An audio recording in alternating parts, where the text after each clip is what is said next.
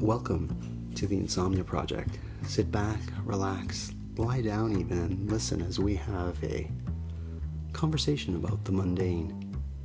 One thing we can promise you is that our conversation will be less than fascinating, so you can feel free to drift off. Thank you for joining us. We hope you will listen and sleep. I'm your host, Marco Timpano, as I smash my book against furniture. And I have the privilege of having my wonderful sister-in-law, Becka Barker, here with me today. Becka, welcome to the Insomnia Project. Hi, thanks for having me. I'm so grateful to have you here because I find you to be one of the most fascinating people in my family. Uh-oh. Well, but that said, one thing that I find so interesting is that you did your thesis on sea slugs. That's right. What brought you to sea slugs? Well, the road to sea slugs was not a direct road. That's the greatest opening line for someone's memoirs I've ever heard in my life. Please continue. Picture this. Yes. It's the early 1990s. Mm-hmm.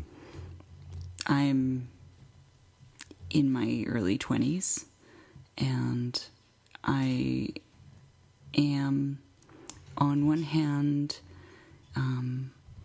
realizing that I need to complete my degree that I started, which was a science degree and majoring in biology, but also realizing that the reason why I had gone into that degree in university, realizing that my initial reason for doing it, which was to go into medicine, was not something I wanted. Okay. And so, but I still loved biology. Okay. And so when I got to my fourth year, I had the opportunity to do an independent research project. So I did an honors thesis. And part of the reason why I didn't want to go into medicine anymore was because humans anatomically were very boring to me. Okay. Right? So, because every time you open one up, it's the same stuff over and over again. Sure. This is the liver's over here, the lungs are over here, blah, blah, blah. And just the same body plan. And one of the things I really loved about my biology degree was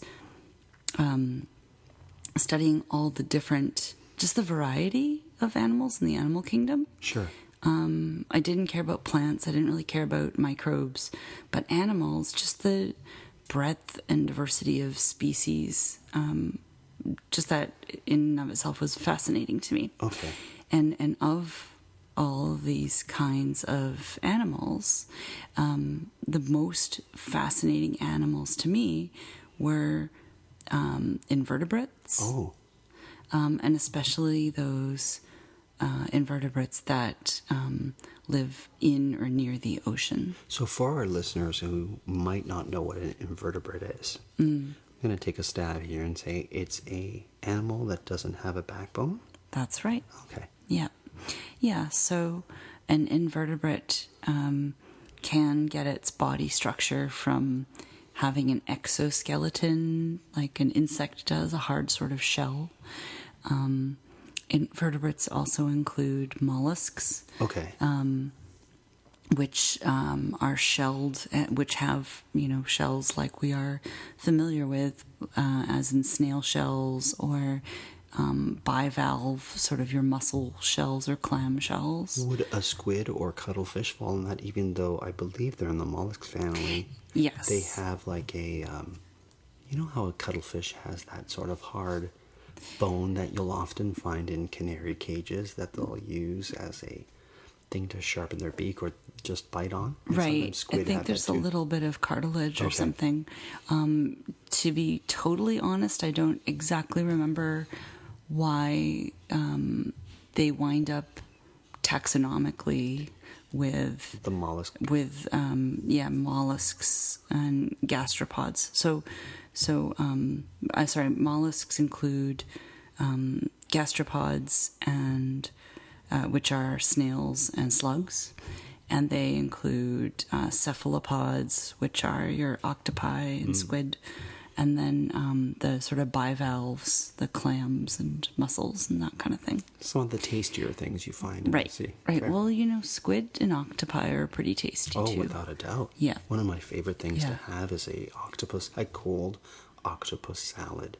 Oh, it's so great. I'll make it for you one day. Nice. There's this really great Korean soup in the springtime, and it's just got baby octopi in it, which is like adorable and then kind of sad, but then like they're just really tender and yummy. I'm a huge fan of, and I know I'm going to say this incorrectly, so forgive me, because I know you speak Korean, and it's sun tofu, the tofu soup, especially when I'm feeling a little bit under the weather. Yeah. It's the one thing I gravitate towards. Yeah. Sundubu. Yes. Sundubu jjigae. Yeah. There you go. It's like a tofu stew. Yeah. But that has bivalves in it. That's right. So mollusks actually figure pretty prominently in Korean cuisine. Right. Gastropods too, like periwinkles, and so they basically eat everything you can dredge up from the sea. Oh, fantastic. Yeah, and that's something I say based on my experience of living there and actually seeing some of the fishing practices. Really? Yeah. So, but so I became particularly fascinated with these invertebrates, right, and mollusks in particular, just because they're so completely different from what we're used to on land, and even what you're used to seeing with fish, with bony fish that have like skeletons. I think recently something came out that said some genetic study that octopi were officially the animal that was most alien to other animals, genetically speaking. It kind of makes sense when if you sort of take back how often we see octopi in books or even on television and media, cartoons and whatnot. If you were just to look at that one creature, that one animal compared to every other animal that's out there, it really does stand out. In particular, how they can change color or parts of their shape to mimic the area that they're in. I find that fascinating. Not to mention that they have a beak underneath them, and and interestingly, it seems like it is a coincidence, but it's hard to imagine it being a coincidence. Just thinking about all of the ways. When you think of representations of aliens in movies and popular culture, often there's some kind of octopus-like feature about them. And it's like, how did you know? It's like, let's make it look alien, therefore it will look like an octopus. So somehow I feel like we already knew that octopi were aliens. A little bit stranger than normal, if you will. Have you ever read the book Angry Young Spaceman? No. It's a novel. It was written in the late 90s, I think. But it's about a guy who basically, in essence, he's an ESL teacher, but it's sort of like instead of just going to another country, he's sent to another planet.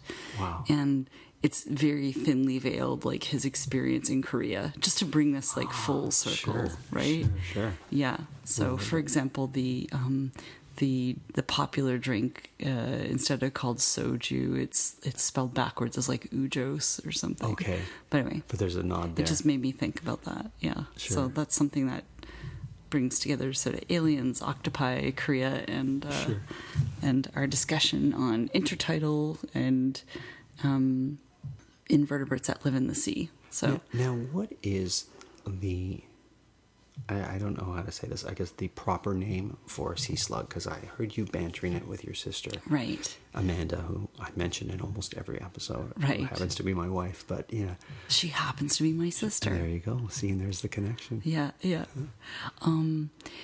Well, there are lots of varieties of sea slugs around the planet. Sure. They really vary in color and size and shape. And so there are lots of different species. Okay.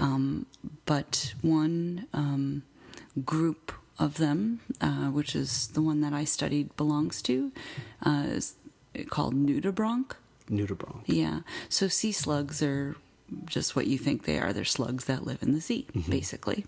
But nudibranchs are specifically interesting to me because, well, if you take the word bronch, right, and you think of parts of the body, like what part is the bronch? Like your bronchial, so to deal with breathing or... Exactly. And so nudibranch means your breathing apparatus is on the outside of your body. Oh. And so if you can imagine if your lungs were not inside your body, but kind of floating outside, sticking out perpendicular to your body, and they're often referred to as fronds, like fern fronds. Okay. Yeah. So nudibranchs have these large, can be quite large extensions that come out of the dorsal surface of the animal, which is their back. I see. And they can be very feathery. They can be very branch-like. So they really vary in shape and size. But that's basically how the animal breathes. Wow. So it gives them a large surface area that passes through in the water. Right. And so the nudibranchs fronds take in the oxygen from the water as the water passes through. You can really think of them as a very basic sort of proto kind of gill structure, I guess. Yeah, I mean, functionally, that's what they're very similar to gills that way, I guess. Sure. When you look at them, they don't really physically resemble gills, but they do the same thing. Same sort of. Yeah. So nudibranchs are interesting because they have that really fantastic-looking carnival-ish shape to the things that stick out of their backs. You know, I've seen some images of sea slugs, and I'm going to guess some of them will be nudibranchs, and one of them in particular, they can be so colorful. Yeah. And their shapes are so wondrous, and the way they move, you know, because oftentimes you think of a slug. Yeah. And slugs kind of are like the poor man's snail. Yeah. But that's not necessarily the case with a sea slug. That's right. Yeah. They're gorgeous animals that have such unique attributes to them. Yes. Yeah. What would be something that you find particularly interesting or unique, or something that really surprised you in your research on nudibranchs? Well, the nudibranch that I studied, it was called Dendronotus frondosus. Oh, so it was a particular nudibranch. Yes. So, yes. I'm sorry, could you repeat that name once again? Dendronotus frondosus. Okay. And it is a sea slug that lives in the Bay of Fundy. Oh. Specific to that area. And so, I mean, I can't speak to fair enough. Things that are interesting about all sea slugs, but certainly for my species, it's comparatively dull in color to some of the ones you see in warmer climates. Sure, because there's one called, I think, the Spanish Dancer or the Spanish Lady, I think, and once again, I could be... That might be a colloquial term. Perhaps, but it's a sea slug that sort of flaps one way with its side body, and of course I'm demonstrating it to Becka right now, and you can't see this, but I'm sort of flapping my hands in, and then its head and body kind of folded, and it folds back and forth like this. And it's quite a sight to see me doing this as I talk to you here. But this is a very nice performance. Thank you. You know, but that one there is so fascinating to see. But back to the Bay of Fundy. Yes. So the Dendronotus frondosus is a species of sea slug. That is known for its sort of not huge population numbers in the Bay of Fundy, but they are simultaneous hermaphrodites.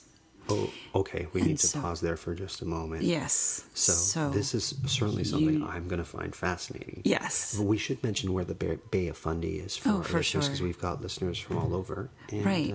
Well, the Bay of Fundy is a bay that basically separates Nova Scotia from New Brunswick in maritime Canada. Right. I think the thing that's more fascinating about the Bay of Fundy is that it's one of only 3 places in the world that have the kind of profile that it has. It's sort of geological, and the way that it is so... the way the tides rise and fall to such, so high and so low. And then if you've ever walked, if you've ever been to the sort of northwestern shore of Nova Scotia, at low tide of the Bay of Fundy, you can walk for miles, seemingly anyway, on this red soft mud. Right. And it's definitely something. Yeah. And so because it has this characteristic of the very high tides, it means that it has a very large intertidal zone. Wow. Right? So instead of having this little shoreline where at high tide it's covered in water, low tide it's not covered in water. And when you imagine your typical beach, that's not a very large area. Right. But with the Bay of Fundy, it's huge. Sure. Right? And so you get this really rich diversity of species. Right. When you have that kind of situation. And the other 2 places in the world that are like this, one is actually in southwestern South Korea. Okay. And the other, I think, is I could be wrong, but I think it's off the coast of Namibia. Okay. In Africa. So, definitely something that I would recommend people go and see. Mm-hmm. In particular, if you've never thought of, seeing something radically different than your typical tourist spot or city that you may vacation.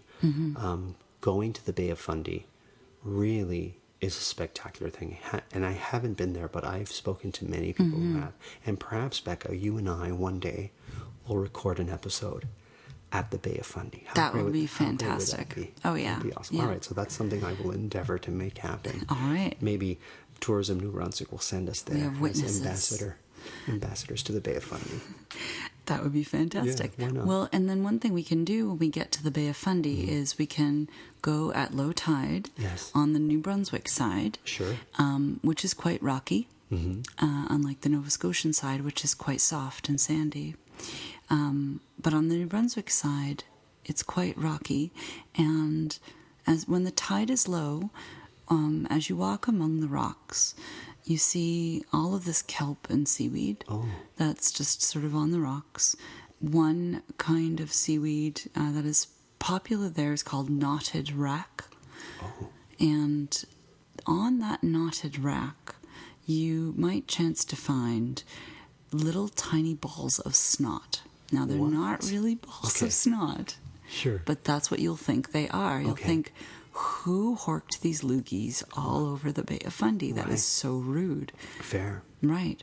But then if you can stand to pick one of these balls of snot up, as you would, I certainly and then submerge it in the water, you will see these beautiful fronds come up, and you'll realize, hey, that's not a ball of snot, that's a Dendronotus frondosus. Well, there you go. Mm-hmm.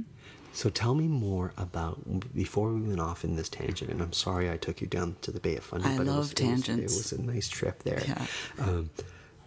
About the hermaphroditic nature of this nudibranch. Well, this is the most fascinating thing. So first of all, hermaphroditism in animals is actually more frequent and more common than just being of one sex or another. Really? Yeah. Okay. And that's because a lot of times when we think of animals, we chiefly think of mammals. Of course. Right? Mammals or fish. and birds and fish. Those are the ones that sort of... maybe the odd reptile or amphibian. But when you get to the lower orders, or the so-called lower orders, and they're called lower orders because their body plans are not as complex, their brains are smaller, their breathing apparatus might be simpler. Sort of quote-unquote design of the animal is simpler, then that's where you get this amazing diversity in terms of everything, but especially in their reproductive systems. Sure.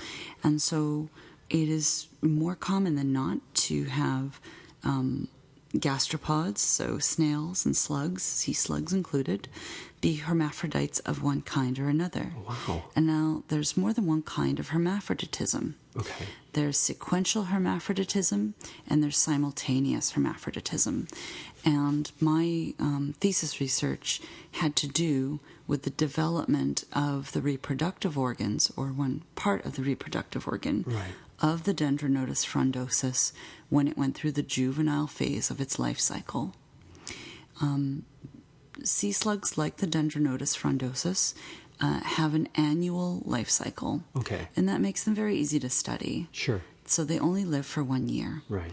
And is it determined by sort of month, or like, are they like all like, say, November to November? Does it vary based on... No, it's the former. It's based on seasons. I see. Okay. So they're very tied to the phases, the seasonality, of what's around them. So what typically happens is eggs are laid in the water, and the eggs, at the time that they are laid in the water, are already fertilized.